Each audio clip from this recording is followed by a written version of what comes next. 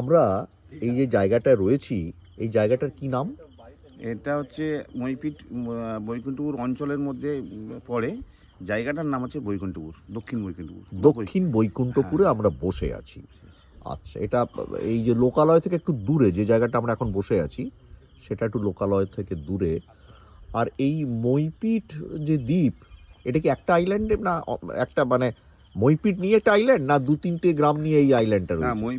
মইপিট হচ্ছে দুটো জিপি নিয়ে মইপিট আচ্ছা। আইল্যান্ড ছিল। হ্যাঁ। বাস্তবে যখন এটা নামকরণ হয় তখন আইল্যান্ড ছিল, তারপরে পেটকুলচাঁদ ব্রিজটা হয়, কানেক্ট হয়ে যাওয়ার পরে আইল্যান্ড নেই। তা সত্ত্বেও আমরা এটাকে বলি মইপিট দ্বীপ আর কি। তো দ্বীপ যেহেতু যেহেতু কানেক্ট হয়ে গেছে, দ্বীপ বলা যায় না, তবু আমরা বলি মইপিট। এই মইপিট দ্বীপের দুটো অঞ্চল, একটা হচ্ছে মইপিট বৈকুণ্ঠপুর ভুবনেশ্বরী অঞ্চল, এই মইপিট ভুবনেশ্বরী অঞ্চল, আর আমাদের এই যেখানে বসে আছি এটা হচ্ছে মইপিট বৈকুণ্ঠপুর অঞ্চল। মইপিট বৈকুণ্ঠ। আচ্ছা, এই মইপিটের পাশ দিয়ে কি মাতলা নদী গেছে? না, মইপিটের পাশ দিয়ে ঠিক যায়নি। আপনার ওই ভুবনেশ্বরী যে অঞ্চল বা ওই যে পেটকুলচাঁদ ব্রিজ দেখলেন, হ্যাঁ। ওখান থেকে একটুখানি গেলে ওখান থেকে কৈখালি যেতে যে রাস্তা, মানে কাঁটামারি হয়ে কৈখালি, হ্যাঁ। ওখান থেকে কৈখালি যে কানেক্ট রুটটা, ওখানে এসে মাতলা নদী আছে। একটা কৈখালি তো দেখেছি ওই জামতলা হয়ে সোজা কৈখালি চলে যাচ্ছে। ওই কৈখালি। আচ্ছা, ওইখানে মাতলাটা ওই কৈখালি যে ঘাট আছে, হ্যাঁ, ও দেখবেন ওই ঘাট থেকে আমাদের মইপিট দ্বীপে বা কাঁটামারি দ্বীপে যখন ওই বোটগুলো টুটগুলো আসে, হ্যাঁ, ওই যে নদীটা ক্রস করতে হয়, ওটা হচ্ছে মাতলার একটা সাইট। এবারে আপনি যখন ডিপ ফরেস্টে যাবেন, হ্যাঁ, তখন মাতলা অন্য উইংস আছে। অন্য তো আমাদের যেভাবে হোক আপনাকে ওই না, এখান থেকে শুনছিলাম 1 কিলোমিটার দূরে নদীটা রয়েছে, সেটা কোন না নদী? না, সে তো অনেক নদী আছে। নদী তো ও চতুর্দিকে নদী এখানে। নদী মাতৃক দিয়ে মানে সব জায়গায় নদী। নদীর নামকরণ যেমন আমাদের একটা মণি নদী বলে, কে বিভিন্ন রকম বলে। এসব ও নদীর নামগুলো একই নদীর ভিন্ন ভিন্ন নাম আছে। হ্যাঁ, নদী তো ঠাকুরানী নদী কি এখানে? হ্যাঁ, ঠাকুরান সবই ওইদিকে আছে। হ্যাঁ। এবারে যে যার প্রয়োজন অনুযায়ী সে নামকরণ করেছে। আচ্ছা। মানে অত ছোট ছোট নামকরণ হয়তো গুগল ম্যাপে আছে, আমরা অতটা মানে করি না আর কি। আমাদের যেহেতু সরু সরু নদী এখানে, জাস্ট এই আইল্যান্ডের চারধারে একটা নদী বেল্ট ছিল, যেটা পেটকুলচাঁদ ব্রিজে কাট আপ হয়েছে। আর আমাদের যে এই এখান থেকে ধরুন যে পাশে নদী আছে, ও পাশে নদী আছে, এই দিকটা আমাদের দক্ষিণে সাউথে কয়েকটা গ্রাম আছে। আমরা ধরে নিন আপনি আজকে যে জায়গায় বসে আছেন, ভারতবর্ষের শেষ সীমাতে, ঠিক আছে? ঠিক একদম ভারতবর্ষের শেষ সীমা। হ্যাঁ, মানে আমাদের জাস্ট আমাদের এই যে আমি যেখানে বসে আছি, আমরা 5টা গ্রাম নিয়ে আমাদের মইপিট বৈকুণ্ঠপুর অঞ্চল। আচ্ছা। আচ্ছা, আমরা যেখানে বসে আছি এটা হচ্ছে দক্ষিণ বৈকুণ্ঠপুর। এটা একটা রাস্তা আছে, তারপরে হচ্ছে উত্তর বৈকুণ্ঠপুর। বৈকুণ্ঠপুর অনেক বড় এরিয়া বলে ওটাকে দুটো পার্টে ভাগ করা আছে, একটা দক্ষিণ বৈকুণ্ঠপুর আর উত্তর বৈকুণ্ঠপুর। জাস্ট এই রাস্তা একটা ক্লোজার, আপনি যে কেওড়াতে ঢুকলেন, ওর পাশে যে গ্রামটা আছে ওটা হচ্ছে কিশোরীমোহনপুর। কিশোরীমোহনপুরটাই শেষ। কিশোরীমোহনপুরটাই শেষ। হ্যাঁ, কিশোরীমোহনপুরেই শেষ। ওখানে দেখবেন, ওখানে গঙ্গার ঘাট বলে, জেটি ঘাট বলে, গঙ্গার ঘাট বলে। আচ্ছা। ওখানে যে ইটের বাঁধ দেওয়া আছে, মানে ঘাটে সব পিচিং করা আছে, ওর পাশে বড় নদী আর কি। তো গঙ্গার ঘাটে কি গাড়ি করে যাওয়া যাবে তো? হ্যাঁ, ওই তো আপনি সেখান থেকে ঢুকে ওইটাই 1 কিলোমিটার, ঘাট। জাস্ট 1 কিলোমিটার, তাও না, 1 কিলোমিটার। আচ্ছা, এইটা কি আমাদের জয়নগর 2 ব্লকের আন্ডারে? না, কুলতলি ব্লক। বলো না, কুলতলি ব্লক। হ্যাঁ, কুলতলি ব্লকের। ব্লক। আর পুলিশ স্টেশন কি এটা? পুলিশ স্টেশন ওই কুলতলি না, আর এখানে মইপিট একটা পুলিশ স্টেশন। মইপিট কোস্টাল, এটা কোস্টাল। মইপিট কোস্টাল। আমাদের এটা তো কোস্টাল, যেহেতু কোস্টাল এরিয়া, ফলে মইপিট একটা কোস্টাল থানা এক্সট্রা করা হয়েছে আর কি। আর আমাদের পিএস মইপিট কুলতলিও দেওয়া যায়, বা মইপিট কোস্টাল। আমরা এখন কুলতলি দিয়ে ব্যাকেটে মইপিট কোস্টাল বা মইপিট কোস্টাল দিয়ে কুলতলি দেওয়া হয়। এই মইপিটে ইলেকট্রিসিটি এসেছে কোন সালে আপনার মোটামুটি একটা যদি বলেন? হ্যাঁ, 10 ইয়ার্স। এই দীপক, কত বছর আগে আমাদের ইলেকট্রিসিটি এসছে মইপিটে? মোটামুটি 2016 থেকে। আমি বললাম 10 ইয়ার্স, মানে 2016। হ্যাঁ, তার মানে মোটামুটি এখানের বিকাশ অনেকটা বেড়েছে ইলেকট্রিসিটি আসার পরে। রাস্তাঘাটগুলো ইলেকট্রিসিটি, তারপর এর অনেক ইতিহাস আছে। সেই ইতিহাস মানে অনেক লেটে, মানে অনেক দেরিতে আমাদের এখানে ডেভেলপমেন্টটা হয়েছে। এখনও তো সবটা কমপ্লিট হয়নি, তো আস্তে আস্তে হচ্ছে। আমি এর হিস্ট্রিটা আমি বলি। এখানে যে যে এমনিতে জিওগ্রাফিক্যালভাবে তো খুব ব্যাকওয়ার্ড জায়গা, যে রাস্তাটা আপনারা এলেন, ওই রাস্তাটা অনেক দিন আগে হয়েছে। এখানকার যে রাজনৈতিক সিচুয়েশন যেটা হয়েছে, যে সারা জীবন মানে আমাদের জীবদ্দশা, মানে আমরা যখন থেকে বড় হয়েছি সেখান থেকে এখানকার এমএলএ হচ্ছে এসুসি। ভারতবর্ষে মানে বা আমাদের ওয়েস্ট বেঙ্গলের জয়নগর এসুসি আর মইপিট, তারপর জয়নগর আউট হয়ে গেছে, মইপিট থেকেই গেছে। দীর্ঘ 25-30 বছর হচ্ছে এসুসি এমএলএ ছিল। বর্তমানে আর দাঁড়ান, এমএলএ ছিল। যা হয় সিপিএমের, এমনিতে সিপিএম সরকারে তখন টাকা পয়সা কম ছিল, এত ডেভেলপমেন্ট হয়নি, মাটির রাস্তাটা কোনো রকমের কাজ করতো।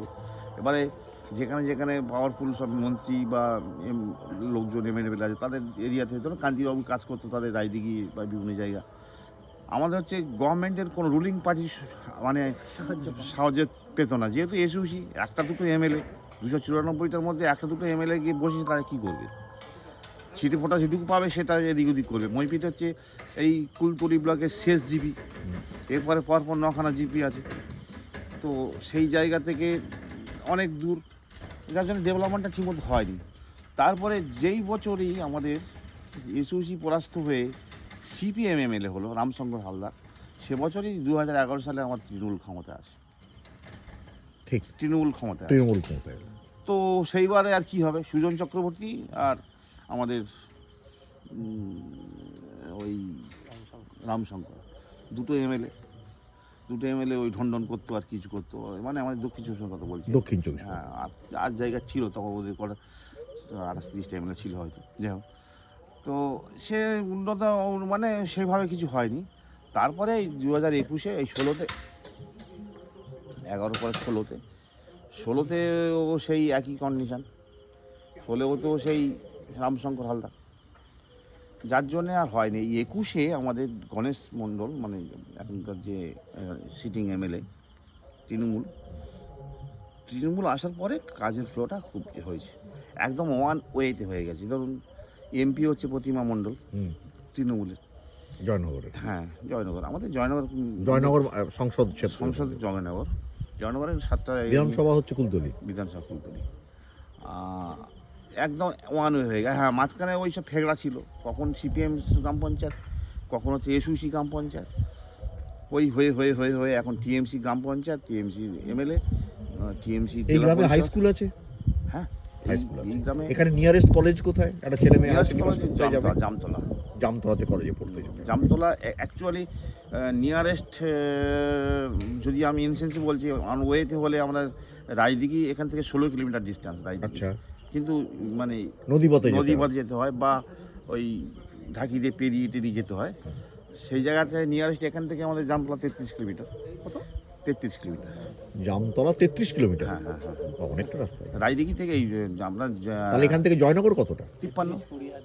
জয়নগরই 53 কিলোমিটার এখান থেকে। ওই আই মিন। আচ্ছা, আর এখানে হাসপাতাল আছে? হসপিটাল ওই জামতলা। তার মানে চিকিৎসার একদম বুনিয়াদি পরিকাঠামো জামতলায় যেতে হবে, 33 কিলোমিটার দূরে।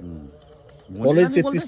বুনিয়াদি বলতে আপনি আর কি বলবেন, বুনিয়াদি ওই সাপে কাটা গরম, ওইসব টুকিটাকি স্যালাইন বিষ খাওয়া হেলান দানা, এগুলোতে প্রপার ইদানিং তো অনেকটা ডেভেলপ হয়েছে, অনেকটা হয়েছে। আপনার আমার নাম আপনার জানা হলো না, আপনার নাম? আপনি? আমার নাম গুরুদাস মণ্ডল। গুরুদাস মণ্ডল। আপনার জন্ম এখানেই, বড় হয়েছেন এখানে? আমি 69-এ আপনি জন্মেছেন। এই দ্বীপে এর ইতিহাস কি কিছু মানে বাবা দাদুদের মুখে শুনেছেন? কতদিন আগে থেকে এখানে মানুষজন আসা শুরু করলো? কতদিন বলতে ধরুন আমার কথা বলছি। হ্যাঁ, আমার বাবার হচ্ছে বাবা মানে আমার ঠাকুরদারা 3 ভাই, মানে আমার ঠাকুরদারা 3 ভাই আর কি। হ্যাঁ হ্যাঁ। তো এই জায়গাটা ঠাকুরদার বাবা, হ্যাঁ, ঠাকুরদার বাবা, মানে আপনার বাবার ঠাকুরদা? আমার বাবার ঠাকুরদা? হ্যাঁ, বাবার ঠাকুরদা, ঠাকুরদার বাবা, হ্যাঁ, হ্যাঁ, ওই বসন্ত মণ্ডল, রাম মণ্ডল, তারা এখানে এলেন নাকি? হ্যাঁ, প্রথমে তারা আসার পরে তারা কোথায় ছিলেন অ্যাকচুয়ালি, কোন জায়গা থেকে? আমাদের তুলসীকাটা, নিমপিট। হ্যাঁ, তুলসীকাটা, আমাদের তুলসীকাটা, নিমপিট। তো ওখান থেকে ওরা আসে, এসে এই এখন তখন জঙ্গল ছিল, এই যে সামনে যে ইনকামমেন্ট দেওয়া এই যে নদীটা দেখছেন না, এটা তো তখন গরু টরু চড়তো, বাঘটা খেত তো আর কি। গরু টরু তো অনেক পরে এলো, মানুষ তো আগে আসতে হবে। এসে তারা এই সব এই 60 বিঘে জায়গা একটা এরিয়া করে তখন এখানে সব আইল্যান্ড হলেও কোনো একটা মালিক, মানে সেই বোড়ালের মালিক আমাদের এখানে ঘোষবাবুরা সব, তারা সব জায়গাগুলো অ্যাকোয়ার করে নিতে পারছে। বোড়ালের ঘোষবাবুরা হ্যাঁ, আছে। বোড়ালের ঘোষবাবু এখনো তাদের অস্তিত্ব আছে।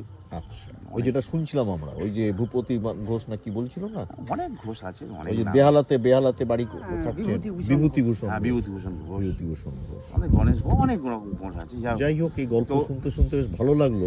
এই এই এই আমরা ঘোষ, আবার হ্যাঁ, ওই ওই খাওয়া জায়গা দাওয়ার পরে দ্বিতীয় পর্বের গল্পগুলো হ্যাঁ, শুনবো, রেকর্ড ধারণ করবো। ঠিক খুব ভালো, আপনাকে অসংখ্য ধন্যবাদ। অনেকক্ষণ আপনার গল্প শুনলাম, হ্যাঁ, আবার আমরা সময় করে অবশ্যই গল্প শুনবো।